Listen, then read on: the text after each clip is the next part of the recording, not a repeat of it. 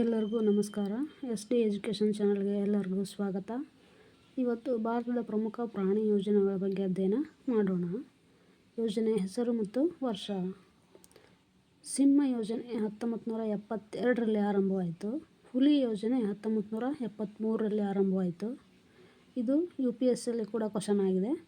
ಮೊಸಳೆ ಯೋಜನೆ 1975ರಲ್ಲಿ ಆರಂಭವಾಯಿತು. ಗೆಂಡಾಮೃಗ ಯೋಜನೆ 1987ರಲ್ಲಿ ಆರಂಭವಾಯಿತು. ಆನೆ ಯೋಜನೆ ಕೂಡ 1992ರಲ್ಲಿ ಆರಂಭವಾಯಿತು. ಇದು ಕೂಡ UPSCಯಲ್ಲಿ ಕ್ವಶನ್ ಆಗಿದೆ. ಹಿಮಚಿರತೆ ಯೋಜನೆ 2009ರಲ್ಲಿ ಆರಂಭವಾಯಿತು. ರಣಹದ್ದು ಯೋಜನೆ 2001ರಲ್ಲಿ ಆರಂಭವಾಯಿತು. ಕಾಶ್ಮೀರದ ಜಿಂಕೆ ಯೋಜನೆ 2008ರಲ್ಲಿ ಆರಂಭವಾಯಿತು.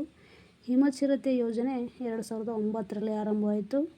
ಡಾಲ್ಫಿನ್ ಯೋಜನೆ 2020ರಲ್ಲಿ ಆರಂಭವಾಯಿತು.